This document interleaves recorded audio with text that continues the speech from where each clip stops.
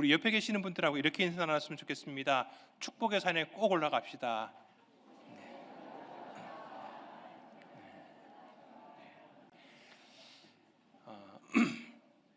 여러분들 산 좋아하십니까? 저도 사실 등산하는 걸 싫어하지는 않습니다. 날씨가 조금만 여기서 좀 더 풀리면은 가까운데 옆에 있는 백봉산도 그렇고 천마산도 한번 올라갈 만한 계획을 가지고 있습니다. 계획이 있습니다. 남자들은 계획과 함께 이제 장비가 갖춰져야 됩니다. 좋은 신발과 함께 좀 스틱도 좋은 거 가지고서 선글라스도 끼고 그렇게 한번 올라가고 싶은 마음이 있습니다. 근데 이제 그게 일단 건강에 좋은 거죠. 건강에 좋고 또 저는 그런 마음이 있습니다. 산 꼭대기에 올라가면 우리 평내 호평동이 다 보이지 않습니까? 그걸 내려다보면서 이렇게 기도하고 싶더라고요.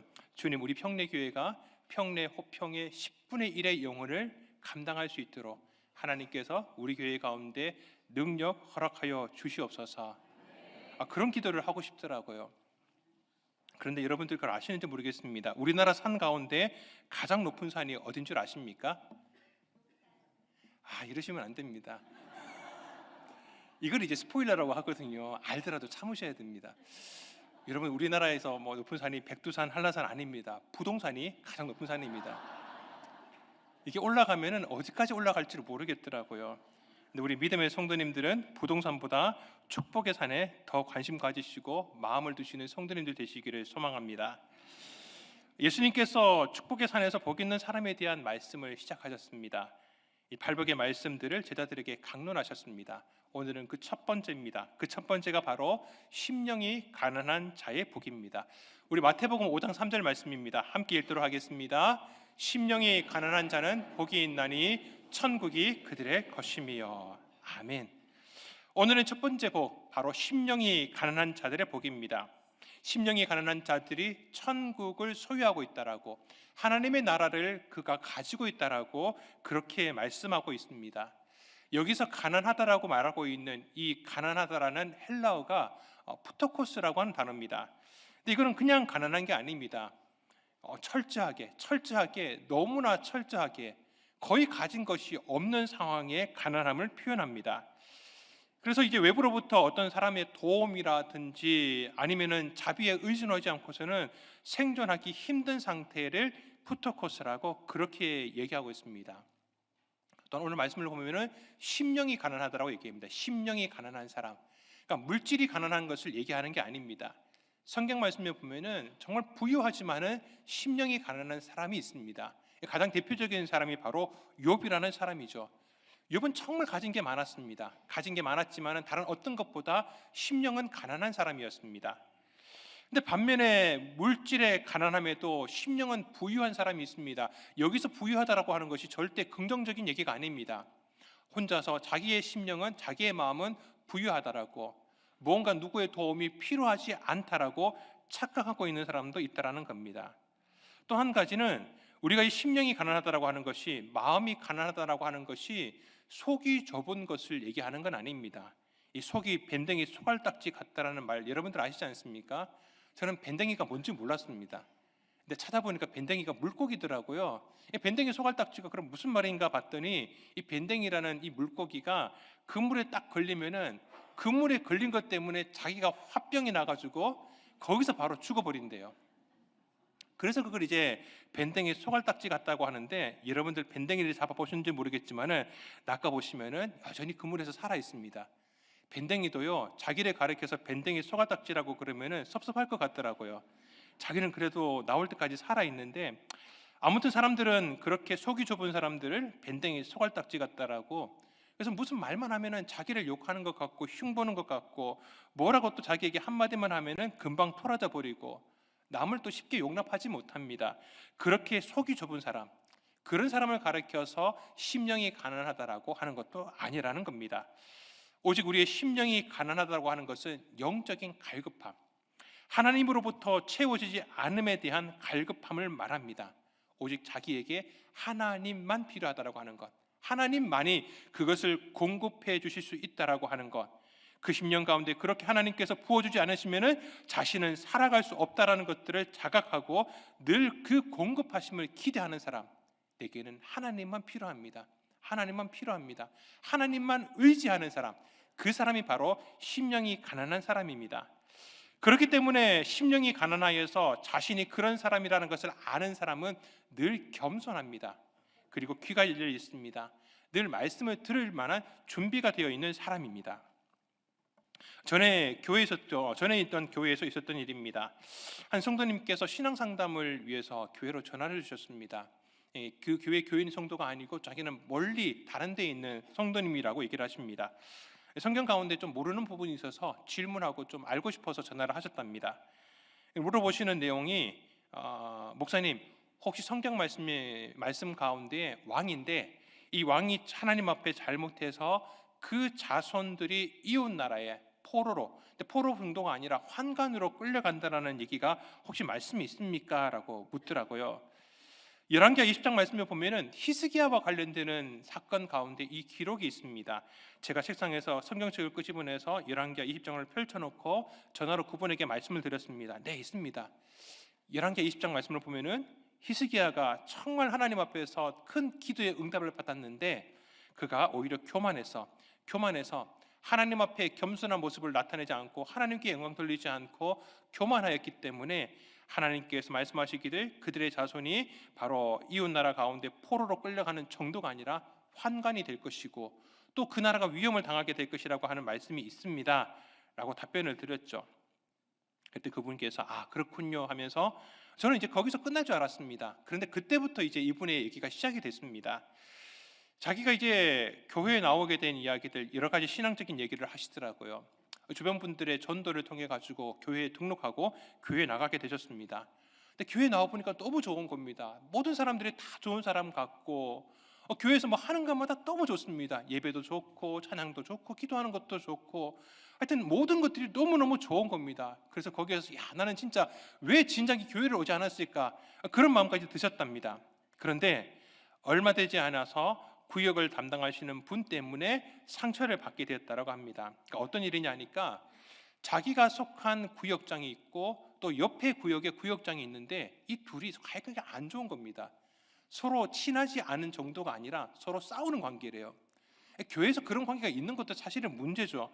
그런데 문제는 뭐냐 하니까 이분이 아무것도 모르고 옆에 있는 구역의 구역장에게 굉장히 친절하게 말도 따뜻하게 친하게 지내니까 다른 구역원이 그분에게 오셔서 하시는 얘기가 교회에서는 그러는 게 아니래요.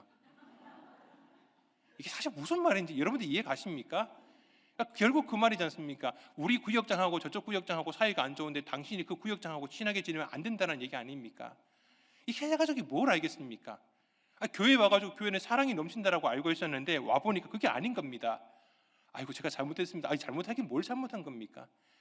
그분이 거기에서 상처를 받으신 겁니다. 그래도 나름대로 이렇게 참고 다니긴 했는데 결국에는 2, 3년이 지나지 않아가지고 그게 발목을 잡아서 교회를 나가지 않게 되셨답니다.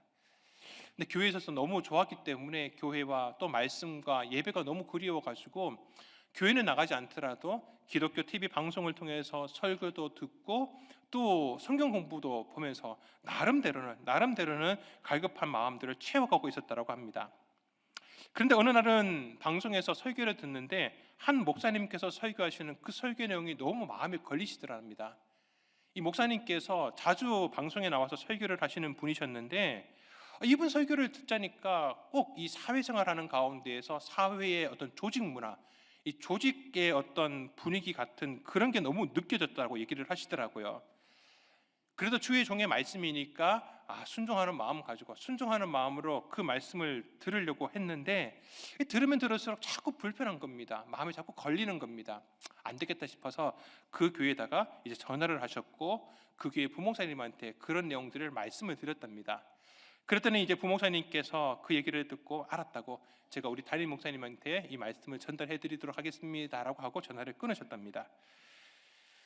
그리고 나서 이제 얼마 뒤에 계속해서 이제 방송을 통해서 설교를 듣고 계시는데 마침 그 목사님께서 나오셔서 설교를 하시더랍니다. 그런데 이 목사님께서 설교하는 도중에 갑자기 이 손가락으로 탁 그 화면을 가리키면서 누구를 지칭하는 것처럼 이 방송을 듣고 계시는 성도님, 그러면서 누군가 한 명을 지목하는 것 같으시더랍니다. 그러면서 말씀을 이어가시는데 이게 아닐 수도 있겠지만은 앞뒤 정황과 상황이 너무나 정확하게 자기를 딱 가리키면서 얘기를 하는 것 같으시더랍니다. 그러면서 하시는 말씀이, 목사님이 하셨던 말씀이 열왕기하 20장에 나오는 이 히스기야의 내용을 인용을 하시면서 하나님 앞에서 그런 식으로 교만하면은 히스기야가 저주를 받은 것처럼 당신의 가정도 하나님의 저주를 받게 될 것이라고 그렇게 얘기를 하는 겁니다. 얼마나 겁이 났겠습니까? 이분 얘기가 그 말씀을 듣고서 너무 겁이 나서 내가 잘못했구나. 그러면서 내가 참았어야 되는데 내가 주의 종의 마음을 불편하게 하는 게 아닌데 라는 생각이 들어서 그 자리에서 회개를 하셨답니다.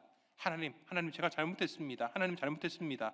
또 이렇게 회개하지 않으면 정말 그 목사님께서 얘기하신 것처럼 자기 가정 가운데 그런 저주가 임할 것 같더랍니다. 그래서 하나님 앞에서 늘 하나님 앞에서 정말 회개하면서 하나님 앞에서 그렇게 도와달라고, 하나님 내가 잘못했습니다라고 그렇게 기도를 하셨습니다. 근데 그렇게 기도를 아무리 해도 마음이 풀리지가 않는 겁니다. 마음이 풀리지를 않는 겁니다. 그 목사님의 설교에 대한 찝찝함, 답답함은 그대로 있는 가운데에서 예전에 좀 지났던, 이제 지나버린 것 같았던 예전 교회에서 받았던 그 상처까지 이렇게 막 일어나고 있는 겁니다. 너무 답답하고 너무 불편하고 이거는 뭔가 어떻게든 풀어야 되겠다라는 생각이 드셔가지고 하나님 앞에 자기가 그 회개했던 기도의 내용을 문장으로 만들어가지고 그 교회의 부목사님에게 문자로 보내주셨답니다. 그래도 회개했다고, 내가 잘못했다라고 문자를 보냈지만은 그래도 생각 가운데 이게 또 잘한 것인지, 이것도 안 보내는 게 맞는 것인지 아닌지 참 마음 가운데 갈등이 생기시더랍니다. 그런 가운데 마침 그날 아침에 제가 그때 사역하였던 교회 담임 목사님의 설교 말씀을 듣고서 이 교회에 전화해보자. 여기에 전화하면은 혹시 하나님께서 어떤 위로의 말씀을 내게 주실지도 모르겠다라고 하는 감동이 드셨답니다. 그래서 그날 이른 아침에 교회로, 제가 있던 교회로 전화를 하셨던 겁니다. 이분의 얘기를 듣는데 너무 마음이 아프더라고요. 그렇게 좋은 마음으로 갔던 교회에서 상처를 받고, 그래도 또 방송을 통해서 무언가 마음의 갈급함 해결하고 싶어 했는데 뭐 하는 것마다 다 상처를 받고 또 힘들게 되고 보니까 얼마나 힘드셨겠습니까? 제가 그분의 말씀을 얘기하시는 걸 들으면서 마음속으로 기도했습니다. 하나님 어떻게든지 제가 이 마음 아파하는 성도에게 도움이 되게 하여 주옵소서. 하나님 이분에게 좀 위로가 될 수 있도록, 그리고 당장은 아니더라도 꼭 이분이 다시 교회에 발걸음할 수 있도록 하나님 내가 이 시간에 이렇게 쓰임 받게 하여 주옵소서. 그런 마음을 가지고 이제 그분의 말이 좀 어느 정도 끝나신 것 같아서 제가 이제 말을 이어가려고 했습니다. 집사님, 제가 좀 한 말씀 드리겠습니다라고 하니까 이분이 이제 어조를 좀 바꾸시더라고요. 그러면서 이렇게 말씀하십니다. 목사님, 저는 지금 전화를 하면서 하나님 앞에, 전화하기 전에 하나님께 기도했습니다. 하나님 이 전화 통화를 통해서 하나님 음성을 듣게 하여 주옵소서. 그렇게 기도하시면서 전화를 하셨대요. 그러면서 저한테 하시는 말씀이, 목사님, 저는 목사님이 뭐라고 말씀하시든지 간에 그게 하나님의 음성이라고 생각하고 무조건 순종하겠습니다. 제가 그 얘기까지 들으니까 너무 마음이 무거운 겁니다. 그냥 성경적인 지식이 있잖아요. 목사님 그거 혹시 어디에 나옵니까? 이건 어떻게 되는 겁니까? 묻고 난 다음에 딱 끝나고 목사님 그거였군요 라고 전화를 끊으면 얼마나 간편하고 마음이 편하겠습니까? 그런데 그분 얘기를 들어보니까 너무 마음에 부담이 되었는데, 그것도 부담되었었는데 이분이 하시는 얘기가 내가 얘기하는 걸 하나님의 말씀으로 듣겠다라고 하시니까 너무 부담이 되는 겁니다. 그분은 오늘 말씀처럼 정말 심령이 가난한 가운데 전화를 주신 것이었습니다. 그런 가난한 심령 가운데 그 부분을 제가 채워드려야 한다라는 것이 정말 제가 하는 게 아니었죠. 사실은 하나님께서 하셔야 될 부분이었습니다. 너무 부담이 되더라고요. 그래도 저도 들으면서 기도하면서 하나님께서 감동 가운데 인도하실 거라고 하는 믿음을 가지고 그분에게 하나씩 설명을 해드렸습니다. 먼저는 이분이 교회에서 받았던 상처에 대해서 말씀을 드렸습니다. 집사님, 한참 교회 생활 열심히 하다가 보면은 교회가 너무 재미있고 은혜가 기쁨이 넘칩니다. 근데 사탄이 그걸 너무 싫어합니다. 사탄은 그런 걸 보기 싫어가지고 성도님을 넘어뜨리기 위하고 집사님을 넘어뜨리기 위해서 온갖 방법을 동원해서 시험하게 됩니다. 그래서 집사님께서 그렇게 교회에서 나오시긴 하셨지만은 그래도 나오시고 난 다음에라도 그 교회에 대한 안타까운 마음을 가지고 그 교회를 위해서 계속 기도한다고 하셨으니까 참 그건 다행인 것 같습니다. 하나님께서 우리에게 그런 시험을 주시는 이유가 사실은 있습니다. 저는 집사님께서 하실 수만 있다면은 빨리 다시 교회에 출석하셨으면 좋겠습니다. 그래서 혹시 집사님 같은 경우로 상처받을 사람이 있다면은 집사님께서 돌봐주실 수 있도록, 그것을 위해서 하나님께서 훈련하신 것일 수 있습니다. 집사님께서 그런 경험을 하셨으니까 누구보다도 그런 분들의 심정을 더 잘 이해하시고 도움을 주실 수 있을 것 같습니다. 그러니까 꼭 다시 교회에 출석하셨으면 좋겠습니다. 그렇게 말씀을 드렸습니다. 그리고 목사님의 그 설교에 대해서 또 들었던 그 말씀에 대해 가지고 또 그렇게 말씀을 드렸습니다. 집사님, 그리고 항상 말이라고 하는 게 전달되는 과정 가운데에서 이렇게 틀어질 수 있습니다. 괜한 오해를 또 만들 수가 있습니다. 그 부목사님을 통해서 집사님의 말이 전달되는 과정 가운데서 저는 장담할 수 있습니다. 그거 100% 오해였을 겁니다. 말이 전달되는 과정 가운데서 오해가 생긴 것이고, 그래서 집사님께서 오늘 이렇게 문자를 보내셨다라고 하는데 그 문자를 보내신 건 너무 잘하신 것 같습니다. 그 문자 덕분에 목사님께서 그 문자를 보시고 내가 오해했다라고 하는 것, 그것을 아시게 되셨을 것입니다. 제가 이렇게 위로를 드렸습니다. 그렇게 설명이 다 끝나자마자 이분이 너무 좋아하시는 겁니다. 너무 좋아하시는 겁니다. 목사님 정말 감사합니다. 목사님 정말 감사합니다. 하나님께서 내 기도를 들어주신 것 같습니다. 목사님께서 말씀하시는데 말씀을 들으면서 내 속에 있는 게 다 풀려지는 것 같고 제 마음에 따뜻한 것을 느끼게 되었습니다. 정말 목사님을 통해서 주님의 음성을 듣게 되었습니다 라고 그렇게 말씀하시는 겁니다. 저도 너무 감사하더라고요. 부족한 사람을 통하여서 하나님께서 이 사람의 영혼을 만져주시고 또 위로해 주신 게 너무너무 감사하더라고요. 그분은 정말 그렇게 가난한 심령 가운데 있었던 성도였습니다. 그리고 그 겸손한 마음을 가지고서 그 가난함을, 그 부족함을 오직 주님의 은혜로 하나님을 통해서, 하나님만을 통해서 채워주시기를 갈망하는 마음으로 그날 아침 그렇게 전화를 하셨고, 부족한 종을 통하여서 하나님께서 그것을 채워주시는 은혜를, 결국 하나님 나라를 경험하게 되셨던 것인 줄 믿습니다. 근데 문제는 그때까지 통화를 하면서 붙잡고 있었던 그 긴장의 끈을 제가 놓쳐버린 겁니다. 다 되었다라고 생각되는 순간에 제가 긴장을 놓아버렸습니다. 그분이 그렇게 물어보시더라고요. 목사님, 제가 여기서 좀 거리가 먼 곳에서 살고 있는데 그 교회에 가서 목사님을 한번 뵙고 싶습니다. 저를 뵙고 싶대요. 그러면 목사님 성함이 혹시 어떻게 되십니까? 물어보시는 겁니다. 제가 거기서요, 제 이름은 여성국 목사입니다. 혹시 까먹을까봐 또렷또렷하게 말씀을 드렸습니다. 그분이 그러시더라고요. 이름이 참 특이하시네요. 그래서 제가 그랬죠. 우리 교회 오셔가지고요, 여 목사님을 찾아보시면은 저 한 사람밖에 없습니다. 자랑스럽게 그렇게 얘기를 했죠. 이분이 알겠습니다. 제가 꼭 목사님 찾아뵙겠습니다. 오늘 너무너무 감사했습니다라고 그렇게 말씀하시고 전화를 끊었습니다. 근데 전화를 끊고 나서요, 제 마음 가운데 막 부끄러움이 몰려오는 겁니다. 부끄러움이 몰려오는 겁니다. 왜냐하니까 전화기를 딱 끊고 난 다음에 제 눈이 뭘 봤느냐니까 그 시간까지 펼쳐져 있었던 그 성경책, 조금 전에 그 성도님, 그 집사님께서 물어보셨던 교만에서 하나님 앞에 심판을 받았던 히스기야의 얘기가 딱 펼쳐져 있는 그 본문 앞에서 제가 그 성도님이 얘기하는 것에 대해서 하나님께 영광 돌리지 않고 제가 뭐라고 거기서 주님 앞에 무익한 종으로 고개를 숙였어야 되는데, 제가 사실 그렇게 제 이름을 얘기를 할 때요, 제가 솔직하게 제 마음에 있었던 마음은 100% 교만한 마음이었습니다. 그 교만한 마음이라고 하는 것이 제가 깨닫게 되는 순간에 너무나 부끄러워지더라고요. 서글퍼지더라고요. 이 성도님께서는 정말 가난한 마음 가지고, 가난한 심령 가지고 하나님께 듣겠다라고, 하나님의 응답을 듣겠다라고, 하나님의 음성을 듣겠다라고 그렇게 매달렸는데, 그걸 얘기하고 있는 제가 오히려 가난한 심령을 닫아버린 거 아닙니까? 그 갈급함을 채워주는 하나님의 나라를 그분은 경험하셨지만은 저는 반대였습니다. 심령이 가난한 사람은 늘 겸손하더라고요. 그런데 순간입니다. 그 겸손한 마음 가운데서도 저도 하나님 앞에서 그런 가난한 마음으로 시작했지만은 그렇지 못한 모습으로 바뀌는 데는 순식간이었습니다. 늘 겸손하고 또 겸손해야 하는 것, 그것이 바로 가난한 심령의 모습인 줄 믿습니다. 우리 사랑하는 성도님들은 늘 겸손한 가운데 순식간에 변하는 그러한 마음들에 대한 경계심을 가지고 늘 하나님 앞에 가난한 심령으로 나아가시는 축복된 성도님들 되기를 소망합니다.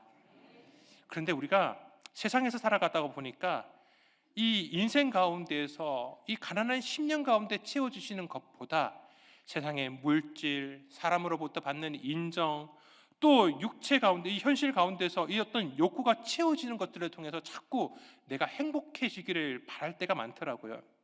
그리고 그런 삐뚤어진 행복에 빠져버림으로 통해서 이전까지, 아니 조금 전까지만 해도 가난한 심령 가운데 하나님만 바라봤던 이 마음이 너무나 다른 마음으로, 180도 너무나 다른 마음으로 바뀌고 이 가난한 심령으로 인한 복을 놓쳐버리게 되는 그런 상황도 우리 가운데 생깁니다.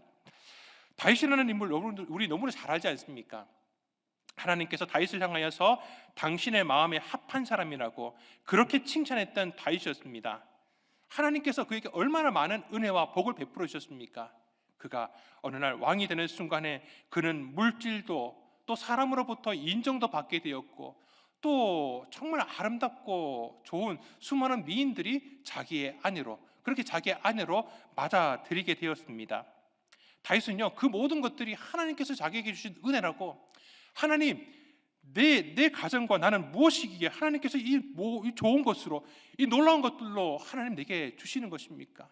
그런 감격 가운데, 가난한 심령 가운데 살았던 사람입니다. 그런데 어느 순간에 그 가난한 마음을 잊어버립니다. 놓쳐버립니다. 그러면서 세상 사람들이 간절히 구했던 것처럼 세상 사람들이 취하고 있었던 그 행복에 대한 방법으로 다윗이 빠져들게 되었습니다.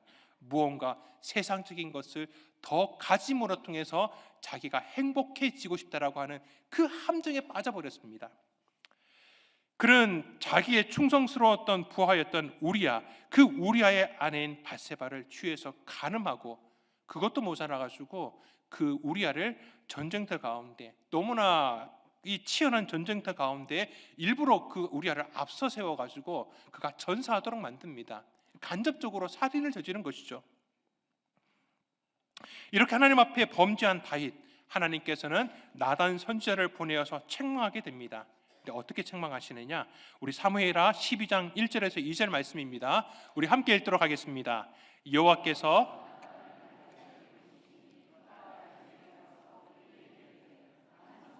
두 사람이 있는데 한 사람은 부하고 한 사람은 가난하니 그 부한 사람은 양과 소가 심히 많으나. 여기서 부한 사람이 누굽니까? 다윗입니다. 다윗은 가난한 사람이었습니다. 물질적으로도 가난했던 목동이었고 목자였지만은 무엇보다 그는 심령이 가난한 사람이었습니다.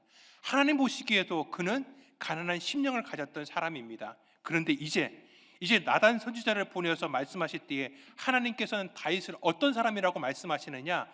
부한 사람이라고 얘기합니다. 부한 사람. 이전까지 가난한 심령의 사람이라고 말씀하셨던 그 다윗이 이제는 하나님 보시기에 심령이 부유한 사람, 좋은 의미가 아닙니다. 그런 부한 사람으로 보였습니다. 그리고 그는 그 부한 것 가운데에 인생에 있어서 행복을 사람들이 추구하고 있는, 세상이 추구하고 있는 그 방법을 통해서 채우려고 합니다. 얼마나 많은 것들을 가지고 있었음에도 불구하고 가난한 사람이 가지고 있었던 그 작은 것 하나를 빼앗아서, 그래서 자기의 그 행복을 추구하려고 합니다. 그리고 그는 그렇게 원하는 것을 결국 가지게 되었습니다. 밧세바를 자기의 아내로 데려오게 된 것이죠. 그런데 그때부터 그는 하늘나라가 아니라, 하나님 나라가 아니라, 천국이 아니라 지옥을 경험하게 되었습니다. 왜냐하면 거기서부터 하나님이 그에게 계시지 않았기 때문에 그렇습니다. 하나님을 만날 수가 없었습니다. 하나님 앞에 나아가서, 성전에 나아가서 계속해서 제사를 지름에도 불구하고 하나님께서 더 이상 그에게 만나주시지 않으시고 어떤 방법으로든지 말씀하지 않으셨습니다. 다윗은 어떻게든지 그 문제를 해결하기 위해서 많이 노력했을 것입니다. 어떻게든지 간에 자기의 죄가 용서함 받고 씻음 받고, 그러면 예전처럼 다시 하나님과의 관계가 회복될 것이라고 생각했을 겁니다. 그래서 이전에도 제사를 지냈지만은 지금은 더 좋은 제사로, 짐승도 더 좋은 짐승으로, 그리고 전에는 한 번을 드렸던 것은 지금은 10번으로 100번을 드리면서 자기의 문제가 해결되기를 바랬을 겁니다. 이전처럼 다시 하나님 나라가 회복되기를 바라는 마음을 가지고서 하나님 앞에 그렇게 제사를 드렸을 것입니다. 엄청난 희생 제물로 드렸을 것입니다. 그렇지만 어느 것 하나 자신의 마음 가운데 평안을 주지 못했습니다. 우리 시편 51편 16절 말씀입니다. 함께 읽습니다.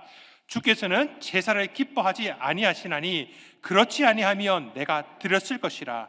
주는 번제를 기뻐하지 아니하시나이다. 아멘. 다윗은 그때서야 깨달았습니다. 이게 아니구나. 하나님께서 원하시는 제사는 이게 아니었구나. 더 좋은 짐승, 더 많은 희생 제물, 이것을 하나님께서 바라시는 것이 아니라 정말 하나님께서 바라시는 것은 그렇게 제사를 지내고 있는 자기 자신의 마음을, 그 심령을, 그런데 그냥 심령, 그냥 마음이 아니라 다시 상한 심령, 다시 가난하게 된 그 마음을 하나님께서는 기다리고 계셨습니다. 우리 시편 51편 17절 말씀입니다. 같이 읽습니다. 하나님께서 구하시는 제사는 상한 심령이라. 하나님이여 상하고 통회하는 마음을 주께서 멸시하지 아니하시리이다. 아멘. 상한 심령입니다. 상한 심령이 무엇입니까? 치료받지 않으면 죽어버리는 심령입니다. 찢어지고 피 흘리고 있는 심령입니다. 다른 데서 치유받고 다른 데서 온전을 받을 수 있는 심령이 아닙니다. 오직 하나님께서 치료하셔야지만이 치료함 받을 수 있고 다시 예전의 모습으로 회복할 수 있는 심령입니다. 그 상한 심령이 또 다른 말로 하면은 가난한 심령입니다. 하나님께서 치워지지 않으시면은, 하나님께서 해결하지 않으시면은 다른 어떤 것으로도 채워지지 않는 그 가난한 심령, 하나님께서는 당신에게 제사를 드리러 오는, 예배 드리러 오는 주의 사랑하는 백성들 통해서 그 백성들에게서 그 가난한 마음, 그 상한 심령을 주님께서는 기다리고 계셨던 것입니다. 그런 마음으로 돌이켰을 때에 하나님께서는 다윗에게 다시 죄 사함의 은혜를 내려주셨고 다시 이전처럼 하나님 나라의 영광을 회복시켜 주시는 은혜를 다윗에게 허락하여 주셨습니다. 사랑하는 성도 여러분, 오늘은 우리는 어떤 마음으로 이 교회 예배 가운데 오셨습니까? 인생은 여전히 어렵고 영혼은 어두운 밤을 지나가고 있는데 우리는 지금 가난한 마음으로 하나님을 찾고 계십니까?